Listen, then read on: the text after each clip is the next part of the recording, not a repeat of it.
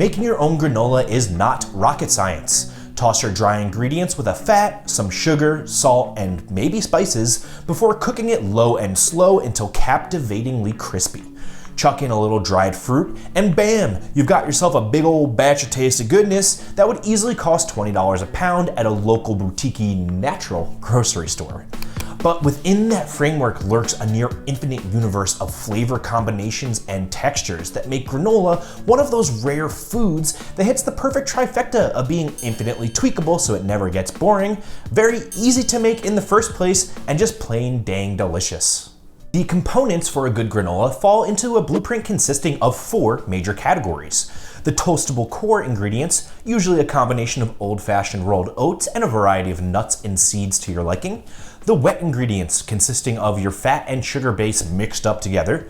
Flavor boosters like sugar, salt, and spices. And finally, add-ins like dried fruit or chocolate that are tossed with the granola after it's done cooking.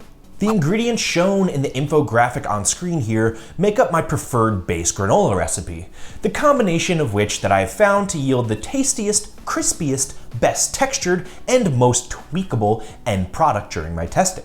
The one oddball ingredient, wheat germ, is totally optional and you can leave it out if you don't want to buy it, but it does add an awesome toasty, nutty flavor to the granola that, in my opinion, elevates the recipe to the next level. Underneath that, I've listed a number of ideas for you to spruce this base recipe up with. The exact measurements that fit the core recipe can be found in the description below. But for my favorite granola, I'll use pistachios as my nuts, no flavor enhancers, and lots and lots and lots of tart cherries as my add-ins.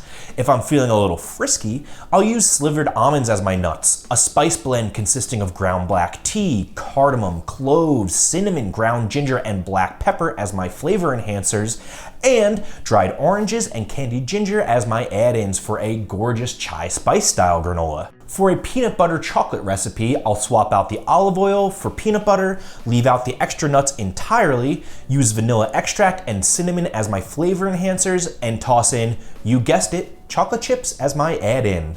So every other week when I make my big batch of granola, I just think about these categories of ingredients to whip up something a little bit different. When actually making the granola, you've got 2 style options to choose from that will slightly alter how you cook it: a traditional flaky style or little granola clusters.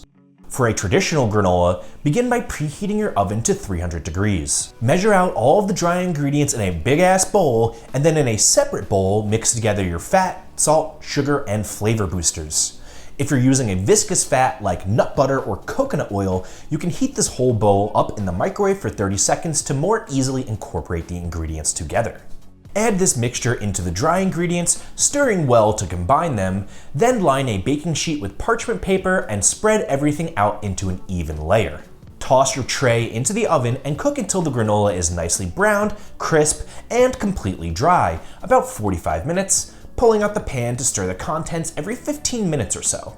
Once fully cooked, allow the granola to cool completely, incorporate your add-ins, check your seasoning and adjust accordingly, then transfer it to an airtight container for storage. For cluster style granola, begin by preheating your oven to 275 degrees before again measuring out your dry ingredients, stirring together your wet ingredients, and thoroughly combining the 2. We're then going to whip up 2 egg whites until lightly fluffy and fold them in before lining a sheet tray with parchment and spreading the granola out into an even layer. Place your sheet tray into the oven and cook without stirring the contents, instead rotating the pan 180 degrees every 15 minutes so the granola cooks evenly.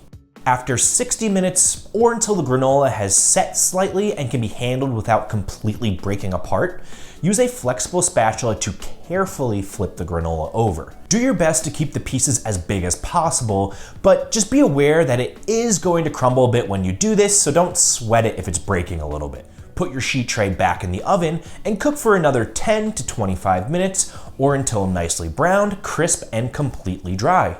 Allow the granola to cool completely and then transfer it into an airtight container for storage. The biggest perk to making bomb as hell granola like this is that it encourages healthier eating habits without feeling like you're making any kind of sacrifice. Rather than eating, say, an entire pint of white chocolate raspberry Haagen-Dazs, the king of all grocery store ice creams, have a bowl of 0% milk-fat Greek yogurt, topped with a scoop of the granola, a whole bunch of sliced strawberries and bananas, a drizzle of thinned-out raspberry jam, a handful of dark chocolate chips, and a sprinkle of flaky salt to at least get some nutrients out of your late-night munchy escapades. Or you could just mix it right into the ice cream to kick it up a notch. I won't tell anybody. Later, nerds.